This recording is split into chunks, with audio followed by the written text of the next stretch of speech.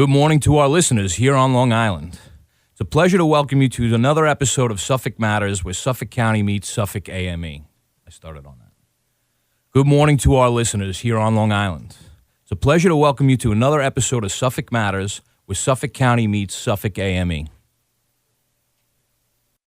So this morning our guest is Sam Gonzalez. He's a candidate for the Legislative District number 9, which was now Senator Monica Martinez's seat. Sam, good morning. Welcome to the show. Thank you for the invitation. Absolutely. Thank you. Thank you. We're It's happy a pleasure to have be you here. here.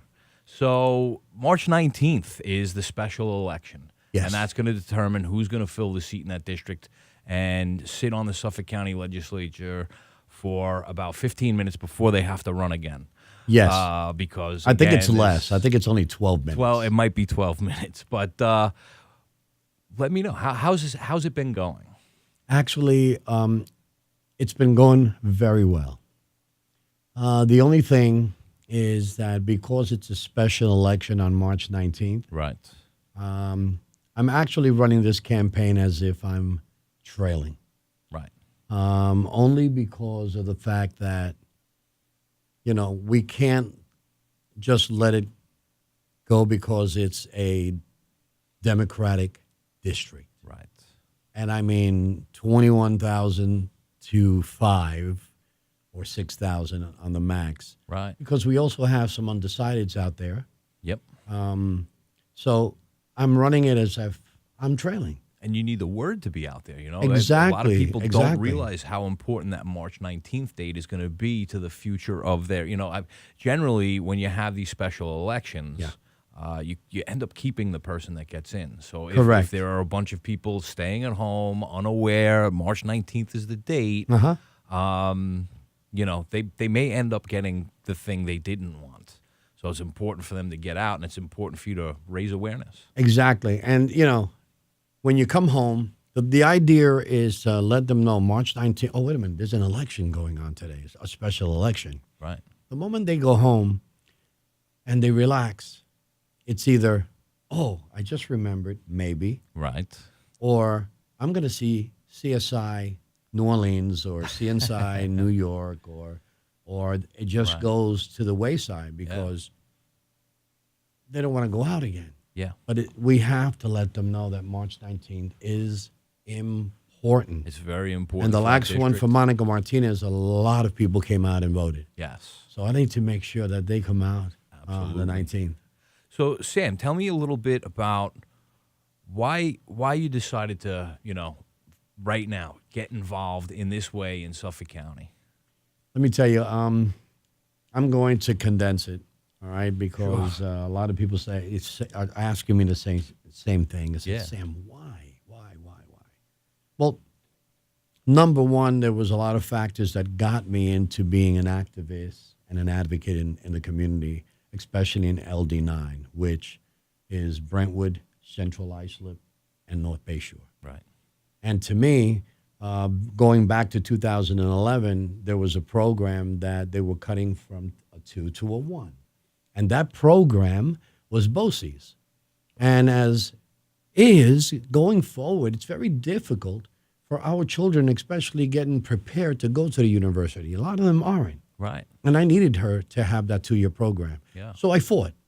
I got it to where they kept it into a 2-year program. I called I called all the politicians at that time, and I got no answer back. And that ignited me and my passion to running in 2012 for the assembly seat, which was where I wet, Right. my lips, you could say, and I put my feet in and started to learn. And then last year, I ran for the council seat. Right. And nobody expected me to win. Right. But I gave it everything I got. And I won every single district, every ED in the 9th LD. Yeah. I won every single ED in the 6th Assembly. Yep. I received almost 24,000 votes, which was, in modern history, nobody gets there, especially with my last name and a death. In Islip? Yeah. No, it just doesn't happen. Right. And so here it is today, fast forwarding, and And based on that and having that momentum is very, very important. And I also believe, because of my labor and my community background, it's just a perfect combination. Sure. It's a perfect combination to represent the LD9 community. So and I wanted to touch on that a little bit. So I mean, you basically spent your life representing people.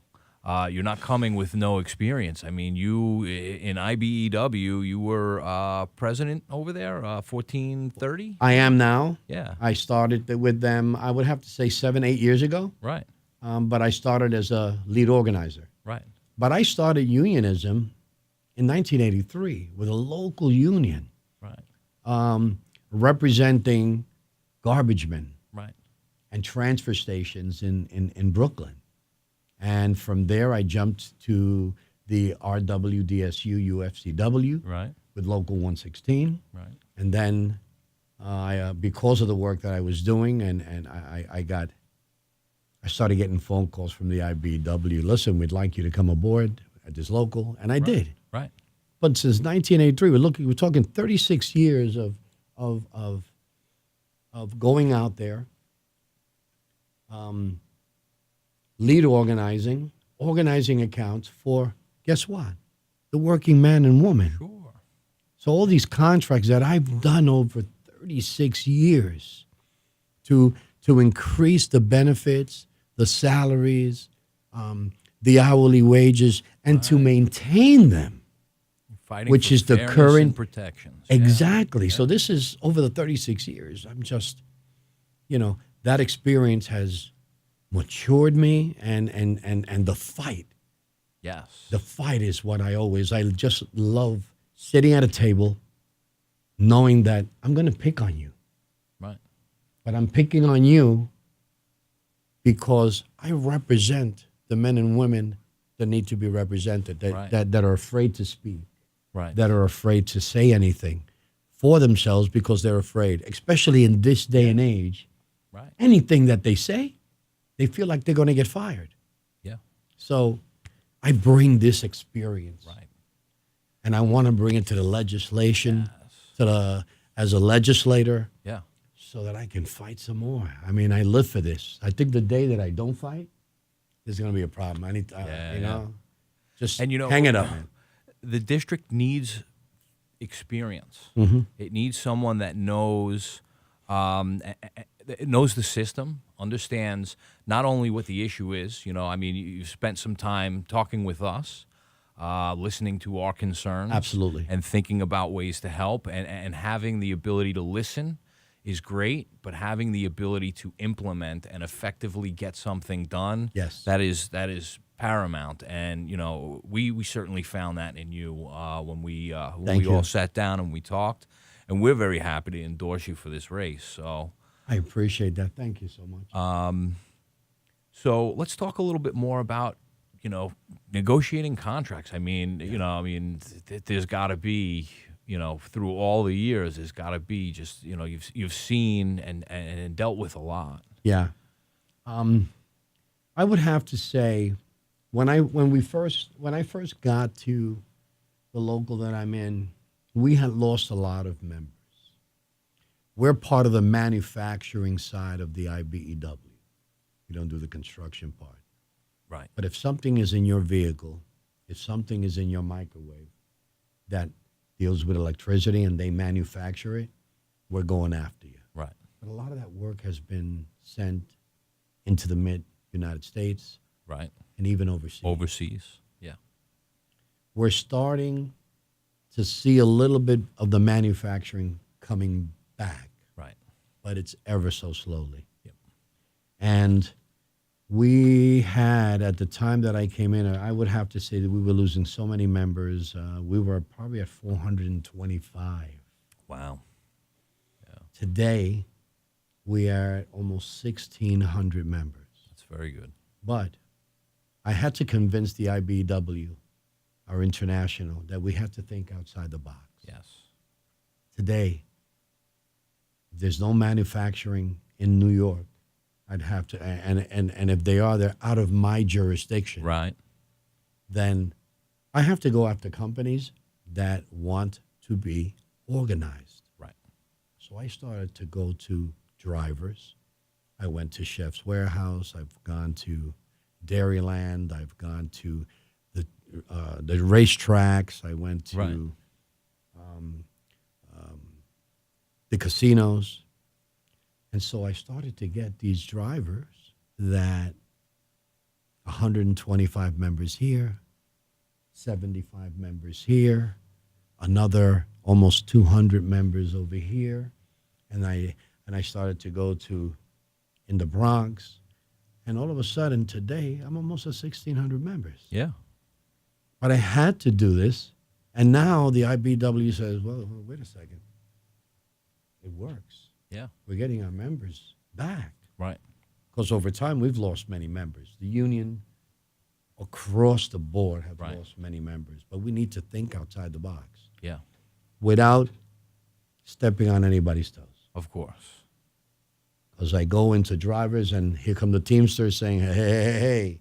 You know what I'm saying? Right. But you tried. You were unsuccessful. Right. And here I have a certain way, and now these drivers have, bypassing the DOT regulations on contracts, have received in salary, and now they're getting overtime, and now they're getting benefits. Normal wages and protections that, sometimes people think it's just built in, but there are a lot of people working in the world today in various industries that are unrepresented, that aren't being treated fairly, not even close to being treated fairly, and they're scared for their jobs every Correct. single day. They don't want to open their mouth. They don't want to complain and try and improve their situation because they could be fired, and that would make their situation exponentially worse. Absolutely. And then you end up with a culture where it's almost expected on the management side, listen, just do whatever I say, whenever I say, or you're gone. Right. And that's no way to live. We don't want an America that functions that way. I don't think anyone wants to be in that type of a situation. And so when you can get in to a situation where you're represented, where you have a voice, where if something happens, you have someone you can speak to who can Correct. then bring those concerns forward and get the problem fixed, it's better for everybody. I believe so. And in this day and age, to listen to your words Right. is scary Yeah. because our forefathers fought Yeah. for all these benefits, and now to even the unions are trying, their fight Right. is crazy. And the thing is, as we continue going forward, we need to make sure that our members are strong because of that fear. Because I got a mortgage, I got rent to pay, I Right. got bills. Wait a second, my child is going to college. How am I can't lose my job now. And we need to maintain these workers and tell them, I'm here for you. Just trust me. Right. That's That's a big thing. You're kind of touching on, the heart of my job, and in a lot of ways it would be very similar for you on the legislature, but you have, Absolutely. much more expansive issues. But, we're representing the government workers in Suffolk County, some 6,000 active members, another 4,000 retirees. Mm-hmm. And generally speaking, when you meet someone from the government, you're probably not meeting the county executive or any of the executive's team. You're Right. probably meeting an AME member. And we need to make sure that they're listened to and that their issues are addressed. Correct. And it's been 2 years now that we've been sitting down, talking with the county, trying to get to a point where we have a contract. We've been out of contract I for know. 2 years.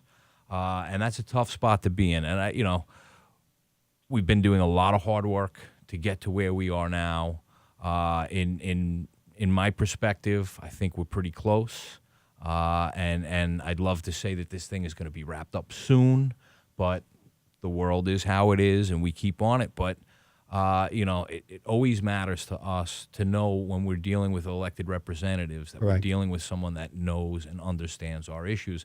And I think that's what you represent to your district, not just understanding the union side of things, Right. but you've been an advocate for people throughout your life. Exactly. And, I've always said, no one, and I'm not saying this in a bad way, or I'm not saying this in a negative way. There are many politicians out there that work very hard for their communities and their districts.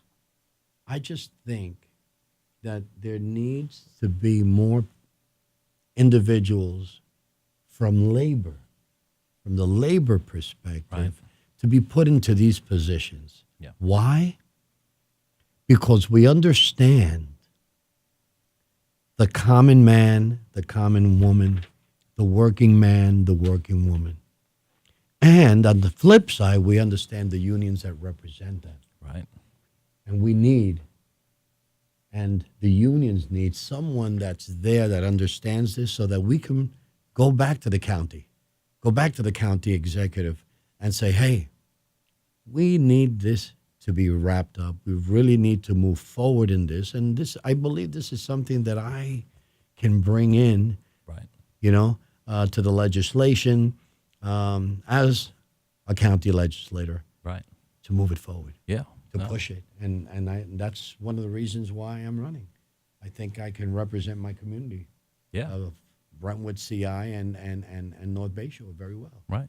And, your district has, presumably, I got a little ahead of myself, March 19th. March 19th.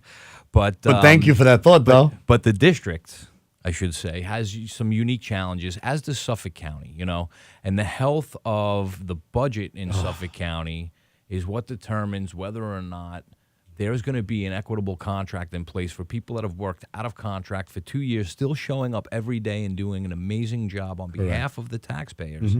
But they want to know they're being heard. They want to know that the problems that they're having are going to be addressed, and they want to see that they're valued. Sure. But let's talk a little bit about the county budget, the health of the county budget. Do you have any thoughts on? Listen, everything that you're talking about is a valid argument, and what we need to do, we need to explore in any way possible cuts and reductions to try and balance this budget. We really need to streamline. So Because when you say cuts, do you mean cuts in services, No. cuts to employees? No, And the no. reason I ask that is I know, because because I that know affects- that's not what you mean. Right. That is definitely not what I mean. But again, I need to see the actual budget in front of me. Right. But like any other, like P&Ls, which I've Right, always in yeah. my life had the opportunity of dealing with, and these budgets, I would have to say that if there's money involved Right. in not in the services or anything, but if there is something where they're putting in $10,000, $10 million here or $5 million here, not cutting any Right. of that of what we're talking about, but maybe the 10 million is not all needed. Right. Let's leave 8 million here. Let's take 2 million. I've got a perfect example for Go ahead. you. So there are things that need to be maintained within the county, properties, and obviously like roadways and parks and everything else. And Correct. it takes labor and money to make that happen. And when there's the need to have some sort of engineering design to handle maintenance or build something new, Correct. we find that this gets contracted out to outside engineering firms for millions of dollars. Correct. And the engineers that work for the county already, that have that same license through the New York State, they're able to do that same job. And the liability remains with the county either way. If an outside firm designs it, Correct. the inside engineer inside the county still has to sign off on it. So Correct. the liability is still there. You could be employing someone, and there'll always be need for engineering services. So it's not Absolutely. like you're hiring someone for today that you only need for 6 months, but now you have them for 30 years. There'll always be this. Correct. Millions and millions of dollars could be saved by not going to these outside sources. And there's a lot of work that the county did that it doesn't do anymore, and it pays outside firms. Correct. And those things cost more More money. than just employing someone. It's not the most efficient use of taxpayer dollars. Exactly. And that's why you have this relationship with the labor that works directly for the county. Correct. Because it is a cost savings. And that's what I'm referring to. You know, Yeah. there are those lines and there are those line items that we need to really look at. And in my district, I have to say that we also need to make sure that not only employing those individuals, which saves millions of dollars, but I need to make sure that in my community that we always continue to secure funding for our youth programs. Yes. I need to secure Always that for our looking to the programs, future, yeah. employment, youth employment programs, so that we can provide the opportunity for our youth. Right. And that's important to me. You know, they like right now. The state has set aside about $20 million to help the Suffolk County. They're building that record center. Right. Now, what troubled me in a conversation with the town was saying when I heard that. Please understand that $20 million does not go far. Right. Hold on a second. I don't know about you. It can. Or anybody here. Yeah. But to me, you put those line items correct and you don't take $1 million or $2 million and you set it to a side. You don't spend $50,000 on erasers. You don't put another $1.5 million in mops. Right. I think it goes a long way. Sure does. So the same as the money for this community center is the same way you have to streamline this budget. And I believe there are items there that we can take a second look. Right. And these programs that are being, and all these services that are being outsourced. It's like the unions. Yeah. One thing I don't allow in my contracts is subcontracting. You want someone for that division or you want someone to do that job, you're going to hire a union guy. Right. Okay? And I'll give you 90 days to bring in that. And then as soon as that 90-day provision expires, you're putting him into the local. Yep.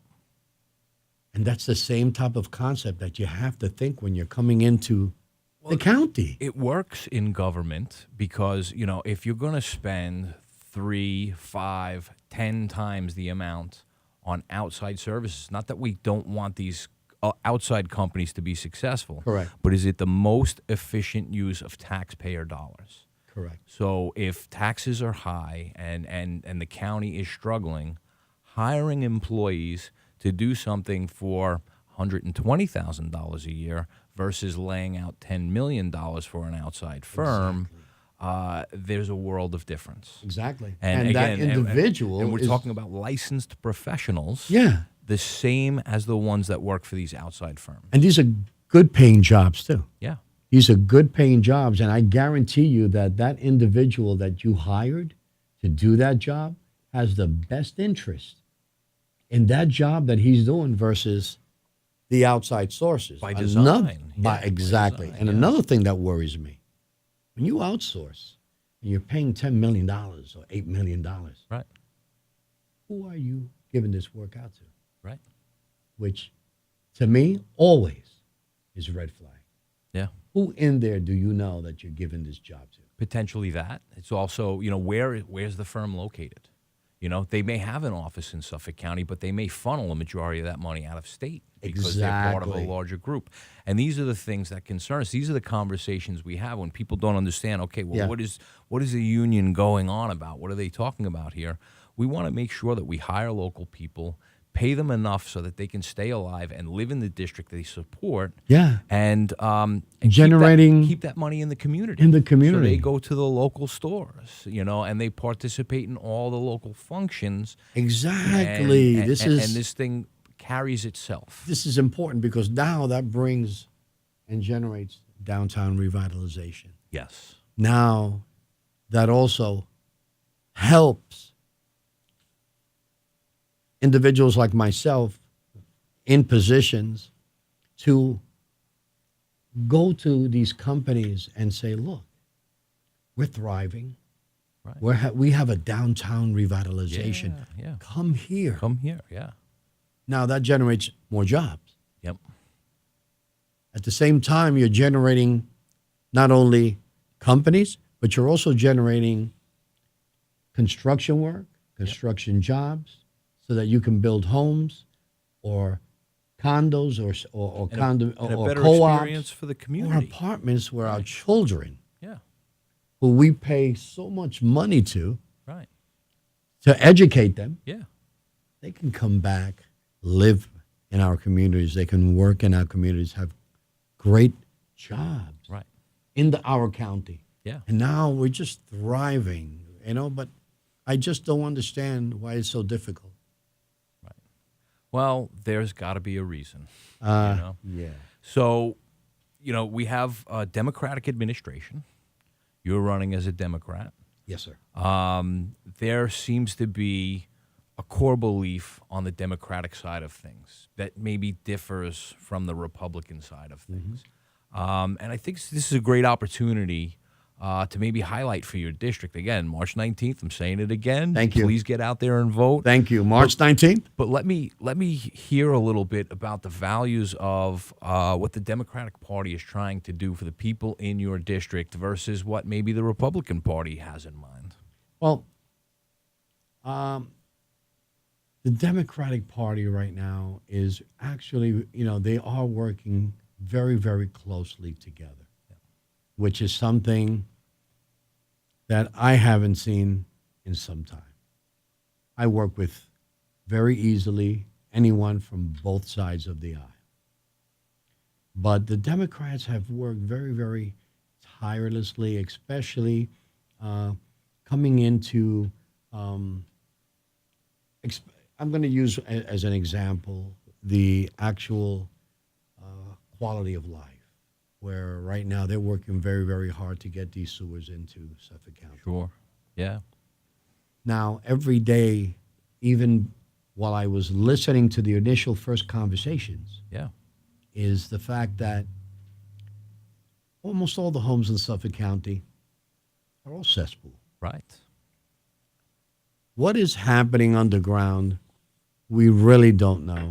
All I know is that we go into pumping out these cesspools ever so often, which I'm hearing that they're increasing even in dollars to try and increase the amount of surcharges and taxes and so forth going into Right. even reporting every time they pump out the regular companies. Yeah. But to me, what is happening under the ground, there could be some spillage, Right. scares me because our children play outside in the front yard. Yep. What is that causing to the ground? What is that causing? And sewage treatment is it's a beautiful opportunity to take that wastewater and instead of putting it in the ground and hoping it leaches out and everything Exactly. goes okay, it gets treated. And it gets treated to a level where the nitrates are less than what's in your drinking water. Correct. So you are putting back clean water back into the ground, Yes. into the aquifers, and through this whole system. And it removes so much inconvenience from your life Yes. as well. At any point in time, you could have an issue with your cesspool. But if you are on municipal sewers, Oh, my God. you're on municipal sewers. And that's what I've had the opportunity of listening and even being in certain meetings where the Democratic Party is really, really working diligently, working very, very hard to make sure that we're living healthy. Yeah. We're working towards making sure that our children don't get sick because Right. of this. And they're working cohesively Yeah. for change, for a better change for the working man and working woman. Yeah, and I'd say Richie Schaefer does a tremendous job. He He really is is very hands-on and making unbelievable. sure that he's listening to everyone, Yes. understanding what's going on in their district, and providing good solutions so that everybody's coordinated to advance the initiatives. And he's one of the spearheads. Yeah. In protecting the environment and making sure that we as legislation and we as representative understand the importance. Yeah. Our children is our future. Right. And we need to make sure that we are doing everything that we can Yeah. to protect them. So Sam Gonzalez, March 19th. What date was that? March 19th. Thank you. I've eaten up a bunch of your time asking about things that I was curious about for myself. Mm-hmm. And, just before we go, is there anything I missed? Anything you want to touch on before we wrap up the show today? Just to all those that are listening in the legislative district of Brentwood, Central Islip, and North Bayshore, I want them to know that the work that Monica Martinez, now Senator Monica Martinez, has done is extraordinary. Yes. And I want to continue her legacy so that it just doesn't end there. Right. I want to continue it. I want to build on it. And I want them to know that all her work is not in vain. Right. I want to continue doing that. I want to make sure that the gang violence and working very closely with the police department and the gang violence and revitalization, downtown revitalization and protecting our environment is of the utmost. Absolutely. And I want them, and I need them to come out March 19th. Yes, March 19th, Sam Gonzalez. Sam, thank you for joining us this morning. Thank you. I love these conversations like this, especially with labor. Yeah, and thank you to our listeners. We'll see you again next week.